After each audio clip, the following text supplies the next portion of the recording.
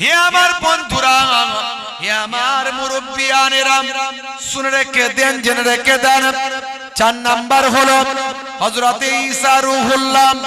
আল্লাহ তাকে এমন ক্ষমতা দিয়েছিলেন বাবা, হযরত ঈসা রূহুল্লাহ তার সামনে যখন কোনো মানুষ আসতো, যদি তিনি ইচ্ছা করতেন তোমার বাড়িতে কি রান্না হয়েছে, কি রান্না হয়েছে তোমার বাড়িতে, আজকে কি তরকারি হয়েছে, গোশত হয়েছে না মাছ হয়েছে নাকি সবজি হয়েছে, হযরত ঈসা রূহুল্লাহকে আমার আল্লাহ এমন ক্ষমতা দিয়েছিল প্রত্যেকটা মানুষের বাড়ির হাড়ির খবর পর্যন্ত ঈসা রূহুল্লাহ ইচ্ছা করলি বলে দিতে পারতেন। এই 4টে ক্ষমতা আমার আল্লাহ ঈসা নবীকে দান করেছিলেন। বুঝতে পারছেন?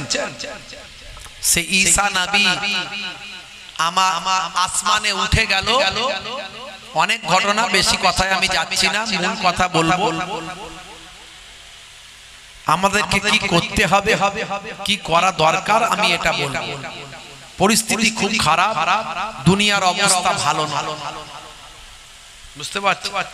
আজারবাইজান, আর্মেনিয়া, ইউক্রেন, রাশিয়া, উত্তর কোরিয়া, দক্ষিণ কোরিয়া, আর ইজুদের সঙ্গে ফিলিদের, আবার লেবাদে। বুঝতে পারছো?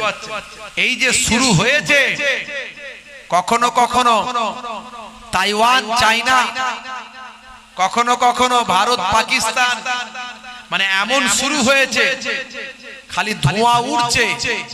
একটু যদি কেউ ঢেলে দেয় দাপ করে জ্বলে উঠবে। যে কোনো সময় কোটি কোটি মানুষ পৃথিবী থেকে বিলুপ্ত হয়ে যাবে। বাপেরা আমার, শুধু তাই নয়, আর আমার আল্লাহ ভীষণ রেগে আছেন আমাদের উপরে। আল্লাহ ভীষণ রেগে আছেন। আল্লাহ পৃথিবীর জমিনে মানুষকে তার ইবাদত করার জন্য পাঠিয়েছে। মানুষ আল্লাহকে চেনে না, নবীকে চেনে না, কোরআন মাজিদ বোঝে না, পড়ে না, জানে না। 100 জনের 95 জন 5 ওয়াক্ত নামাজ পড়ে না। আপনাদের এখানে তো ভালো ভালো এখানকার লোকজন সব মোটামুটি 5 ওয়াক্ত নামাজই পড়ে। কথা ঠিক না ভুল? তাই তো নাকি? হ্যাঁ হুদার না, আপনাদের লাইট কমিটির লোক দেয় না, আমি দেখতে পাচ্ছি না আপনাদেরকে। আপনারা মনে আমাকে দেখতে পাচ্ছেন নাকি জানি না, পাচ্ছেন দেখতে? এখানে দুটো লাইট দেখতে, আর আপনাদের লাইট না, আমি দেখতে পাই না। ভাইরা আমার, এখানকার ছেলে পুলে সব 5 ওয়াক্ত নামাজ পড়ে, পড়ে না? পড়ে না? মাশাআল্লাহ, খুব ভালো। এই রকম কঠিন সময় আমাদের মধ্যে দিয়ে যাচ্ছে। বাপেরা আমার, ঈসা নবী আকাশে উঠে গেলেন, আমাদের নবী এলেন। এই যে ডিউরেশন অফ পিরিয়ড, এই যে পিরিয়ডটা, এই পিরিয়ডের গ্যাপটা, ডিউরেশনটা কিছু কম বেশি 500 বছর। এই 500 বছরে উদউ ইলা সাবিল রাব্বিকা বিল হিকমাতি ওয়াল মাউইজাতিল হাসানা, তোমরা মানুষকে ইসলামের দিকে আহ্বান করো, ডাকো। সুন্দর উপদেশ, সুন্দর কৌশল। এই ডাকা হাকার কেউ ছিল না। আল্লাহর পথে, নবীর পথে ডাকার আর কেউ ছিল না। তা'মুরুনা বিল মারুফ ওয়া তানহাউনা আনিল মুনকার, ভালো কাজের আদেশ, খারাপ কাজের নিষেধ এ করার আর কেউ ছিল না। বুঝতে পারছেন? মানুষ অন্যায়, অত্যাচার, পাপাচার, লুকাচার, মেরে নেওয়া, কেড়ে নেওয়া, মাইট ইজ রাইট, জোজ্জার মুল্লুক তার, এমন কোন অন্যায় নাই যে মানুষ করে না। হে তরুণ যুবকেরা, হে আমার বন্ধুরা, শুনে রেখে দিন বাবা, জেনে রেখে দেন, আমার আল্লাহ তাআলা সেই সময় এই 500 বছরে দেখা যায় মানুষ আল্লাহ ভুলে গেছে, নবী ভুলে গেছে, ইসলাম ভুলে গেছে, শরিয়ত ভুলে গেছে, আসমানি কিতাব সমস্ত কিছু ভুলে গেছে। মানুষ যাকে তাকে তাকিয়ে বলে খোদা, তাকিয়ে বলে প্রভু, তাকিয়ে বলে গড।